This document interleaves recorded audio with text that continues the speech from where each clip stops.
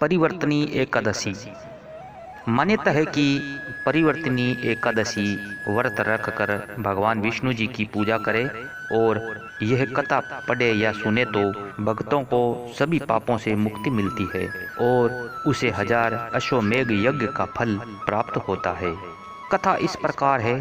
कथा के अनुसार युधिष्ठिर भगवान श्री कृष्ण से कहते हैं, भगवान भाद्रपद शुक्ल पक्ष एकादशी का क्या नाम है, इसकी विधि तथा इसका महात्म्य कृपा करके कहिए। तब भगवान श्री कृष्ण कहते हैं कि इस पुण्य स्वर्ग और मोक्ष को देने वाली तथा सब पापों का नाश करने वाली उत्तम वामन एकादशी का महात्म्य मैं तुमसे कहता हूँ, तुम ध्यान पूर्वक सुनो।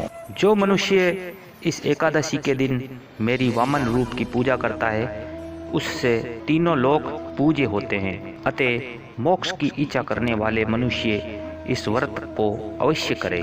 जो कमल नयन भगवान का कमल से पूजन करते हैं वे अवश्य भगवान के समीप जाते हैं।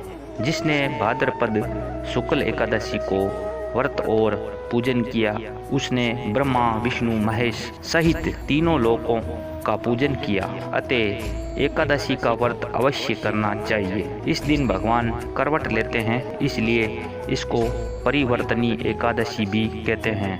भगवान का वचन सुनकर युधिष्ठिर बोले कि भगवान, मुझे अति संदेह हो रहा है कि आप किस प्रकार सोते और करवट लेते हैं तथा किस तरह राजा बलि को बांधा और वामन रूप व्रत की क्या विधि है और वामन रूप रखकर क्या क्या लीलाएं की, चतुर्मास के व्रत की क्या विधि है तथा आपके शयन करने पर मनुष्य का क्या कर्तव्य है, सो आप मुझे विस्तार से बताइए। श्री कृष्ण भगवान कहते हैं कि हे राजन, अब आप सब पापों को नष्ट करने वाली कथा का श्रवण करें। त्रेता युग में बलि नाम का एक दैत्य था। वे मेरा परम भक्त था। विविध प्रकार के वेद युक्तों सूक्तों से मेरा पूजन किया करता था और नित्य ही ब्राह्मणों का पूजन तथा यज्ञ के आयोजन करता था। लेकिन इंद्र से द्वेष के कारण उसने इंद्रलोक तथा सभी देवताओं को जीत लिया था। इस कारण सभी देवता एकत्र होकर सोच विचार कर भगवान के पास गए।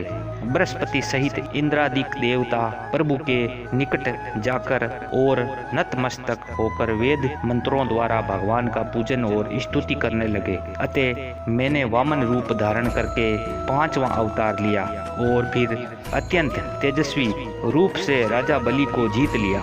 इतनी वार्ता सुनकर राजा युधिष्ठिर बोले कि हे जनार्दन, आपने वामन रूप धारण करके उस महाबली दैत्य को किस प्रकार जीता।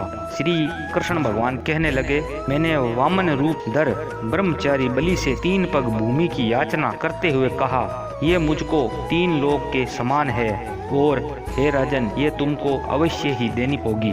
राजा बलि ने इसे तुच्छ याचना समझकर 3 पग भूमि का संकल्प मुझको दे दिया और मैंने अपने विक्रम रूप को बढ़ाकर यहाँ तक कि भूलोक से जंगा, स्वर्ग लोक में कमर, मह लोक में पेट, जन लोक में हृदय, यमलोक में कंठ की स्थापना कर सत्यलोक में मुख, उसके ऊपर मस्तक स्थापित किया।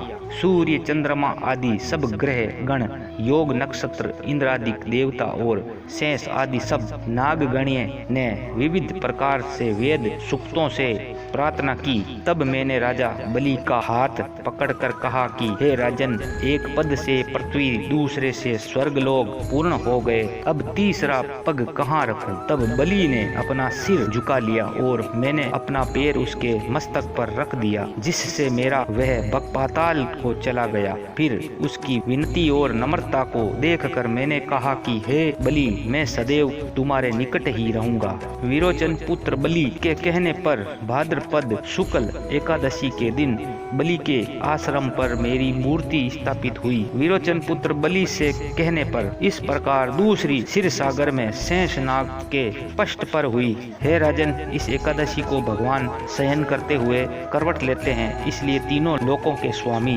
भगवान विष्णु का उस दिन पूजन करना चाहिए। उस दिन तांबा, चांदी, चावल और दही का दान करना उचित है।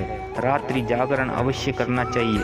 जो विधि पूर्वक इस एकादशी का व्रत करते हैं वे सब पापों से मुक्त होकर स्वर्ग में जाकर चंद्रमा के समान प्रकाशित होते हैं और यश पाते हैं। जो पाप नाशक इस कथा को पढ़ते या सुनते हैं उनको 1000 अश्वमेघ यज्ञ का फल प्राप्त होता है।